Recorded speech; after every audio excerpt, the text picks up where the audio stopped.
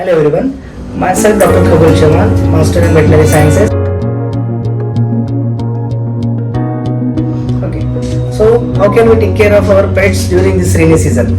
Rainy season is very healthy and refreshing and enjoyable season for human beings, but that is not the case with the pets, especially with the dogs, because dogs basically they are scavengers, so they have very intrinsic habit of scavenging the things like running water, like the water which is stagnated, so they will try to drink that water. So first and important thing you have to take care in rainy season, that don't allow your pets to drink from and stagnated water. So because monsoon is very flourishing season for indoor parasites as well as ectoparasites, so you have to do the deworming of your pet regardless when you had done the last.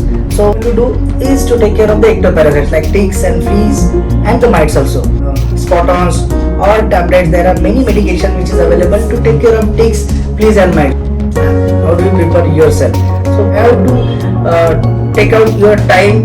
You can't follow your schedule of dog walkings or your pet walking as you were prior to monsoon. You have your set protocol. No, this is my time. I have to take my dog for walking at this particular time. But this is not always happen during the monsoon. So you have to change a little bit of extra time during the monsoon for your pet's biological needs.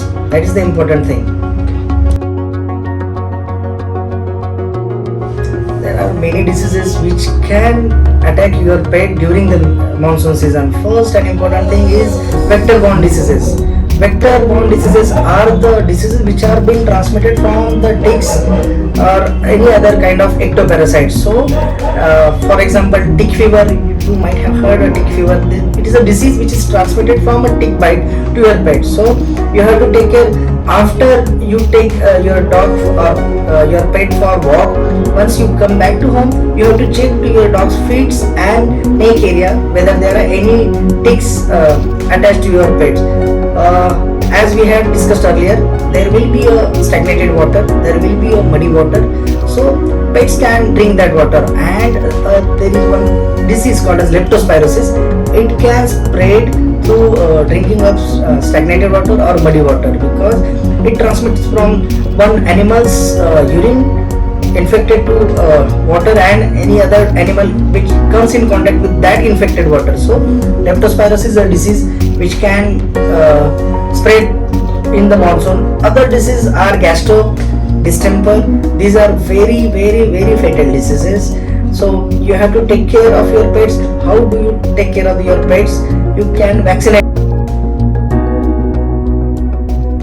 It is very important to walk your pet even if it is raining, not heavy raining, but even if it's raining very mild showers, you can take your pets for their biological needs, because if you won't, their energy will be trapped and they can become a nuisance in their household. So you can take your pets for a walk even if it is a mild shower, but make sure when you get them back to home, you should dry them very cleanly. Whenever your pet comes home, you make him completely dry with the air dryer or towels. That are the things you have to take care, but do take your dogs for regular walks during the rainy season also. So during monsoon, special diet means what care you have to take, that many parents do give raw chicken or raw eggs or raw meat to their pets, especially cats and dogs as well.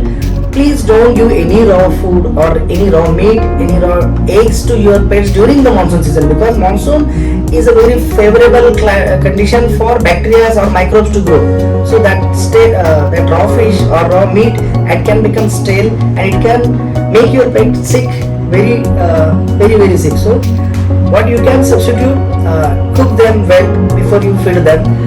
You can use a lot of veggies, a lot of means you can use cucumber, you can use carrots, you can give them during the rainy season. So it is good for their digestion as well. Okay, so during monsoon, what things you should avoid? First and foremost thing is that don't keep your house wet, or the area where you keep your dog, it should be completely dry. please try to keep it dry as much as possible, because in monsoon there is a lot of humidity. Your pet will be having a lot of moisture on his body, because if his kennel is wet, if his floor is wet. Second thing, you should check that your pet, when you take your pet from walking, his paws should be cleaned completely. The second thing, that you should clip your pet's paws for the excessive hairs, because that hairs, they can trap the moisture and they can have intermittent dermatitis. Why do pets get tummy upset, especially in the rainy season? The thing is that when you take them for a walk and you come back to home, you always wear slippers or footwears. But my patients, they don't have any footwears. But whenever you take your pet out from a walk, please clean their paws, because pets do have a habit to lick their paws once they come back from their walk. So always clean their paws. If you notice your pets while sitting, they will always try to lick their paws, they will try to clean their paws if you won't. So and that can cause a tummy upset, because the paws, they may have some debris, some dust, some mud in their paws, and it can get into their digestive system, and it can have bacteria which can in turn cause an tummy upset. So there are many tick and flea treatment which are available in the market, which you can use during the monsoon season. There are few tablets, as in, so you can ask your nearby vet or your family vet of your pets, so which products they should use. I can tell you grossly that there are a few tablets which you can give. They can give you protection, give your pets protection for at least a month or 2 or 3 months, depending on the company you are using. There are some spot-ons also available, but make sure that once you use a spot-on, the dogs or your pets, dogs or cats, whichever pet you have, they should be in a dry climate at least for 4 to 5 hours after applying the spot-on. So what spot-ons will do, they will absorb inside the body, they will get stored into the sebaceous gland. It is a gland which secretes the sebum, and it will come out of the sebaceous gland in a very limited quantity, at least for a month or 1.5 months. And for puppies and kittens who are below 2 months of age, but they strongly need ectoparasiticide, you should try to use herbal products. There are fortunately there are good products in the market which are having very good results. I personally use simple touch medicines. They are very good for kittens, for puppies at least.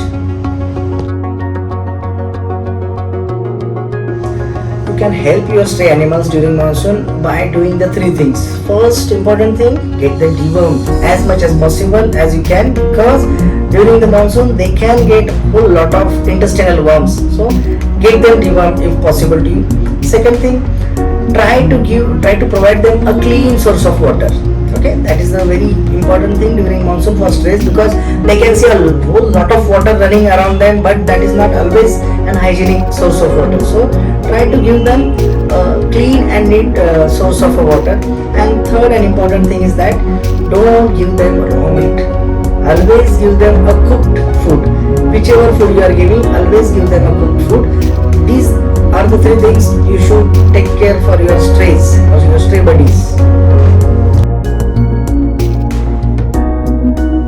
Yes, dogs and cats, they can get common cough and cold during the monsoon, just like we humans do get common cough and cold during the monsoon, because of the wet weather and humid weather, and because if they are not completely towel dried once they come back from their walks. So these are the things which can predispose them for common cough and cold.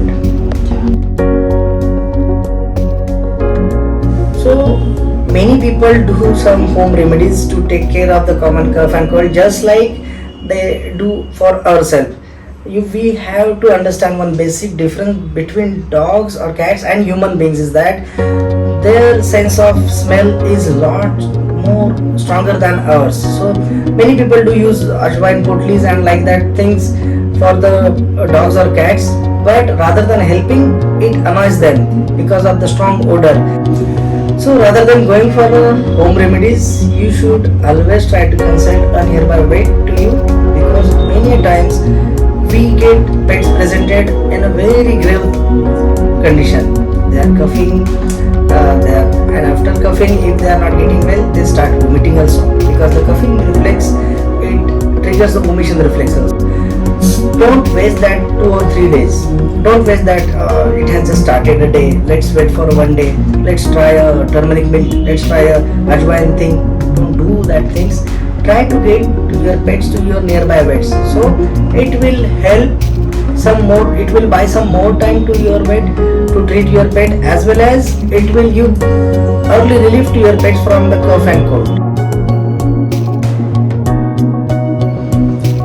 Take home message for monsoon care is that you should clip your dog's paw hairs before monsoon arrives.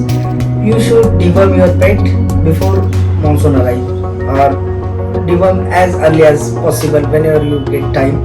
Third thing, try to get them tick and flea treatment done. And four, an important thing is that try to use some natural products which can have a barrier, like protective layer on their skin, to take care from any fungal diseases or any bacterial diseases. Fortunately there are good products available which can be used during the monsoon and which can help their coat to get better. Just like Simple Touch, I do use Simple Touch products. They are good, they don't have any side effect, and I use them in the puppies and kittens less than a month, or as good as means infants as also.